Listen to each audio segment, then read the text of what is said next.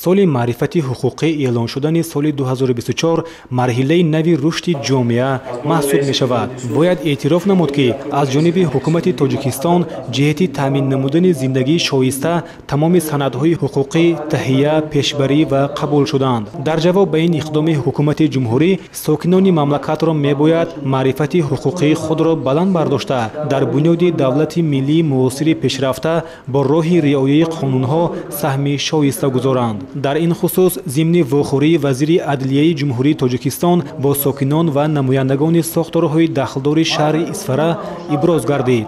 тавре таъкид гардид, ҳадаф аз баргузории ин гуна суҳбату вохӯриҳо ин таҳким бахшидани ҳамкории мақомот бо ҷомеа ба масъалаҳои баландбардоштани маърифати ҳуқуқӣ, таҳкими худшиносиву худогоҳии ҷавонон, пешгирии кирдорҳои зидди ҳуқуқӣ байни ҷавонон ва дар якҷоягӣ бо аҳли ҷамоат муайян намудану рафъи сабабу шароите ки ба ҳамроҳшавии ҷавонон ба ифротгароӣ мусоидат менамоянд маҳсуб меёбад. баромадкунандагон вобаста ба 30-солагии Конститутсияи ҷумҳурии Тоҷикистон ва эълон гардидани соли 2024 ҳамчун соли маърифати ҳуқуқӣ изҳори назар намуда, иброз доштанд ки Конститутсия нишонаи нахустин ва муҳимтарини соҳибистиқлолии давлат буда, аз ҷониби ҷомеаи ҷаҳонӣ ва кишварҳои дигар эътироф гардидани соҳибихтиёрии он аз ҳамин ҳуҷҷати тақдирсоз сарчашма мегирад. зимнан гуфта шуд ки Конститутсия ҳамчун бахтномаи миллат ва санади бунёдии сиёсӣ роҳи минбаъдии пешрафту тараққиёти давлати озоду демократии моро муайян менамояд.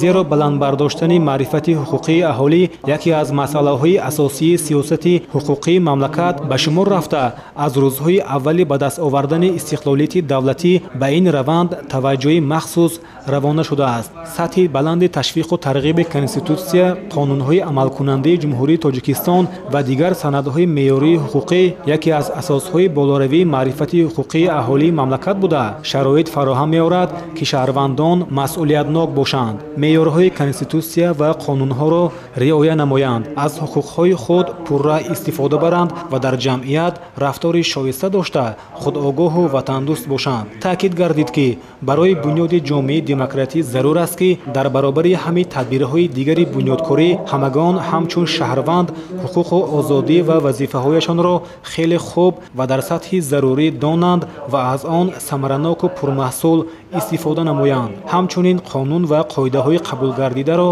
дуруст ва бо камоли ақл дар зиндагии рӯзмарра амалӣ намоянд. дар раванди ҳамоиш иштирокдорон вобаста ба соли маърифати ҳуқуқӣ андешаҳои хешро иброз намуданд.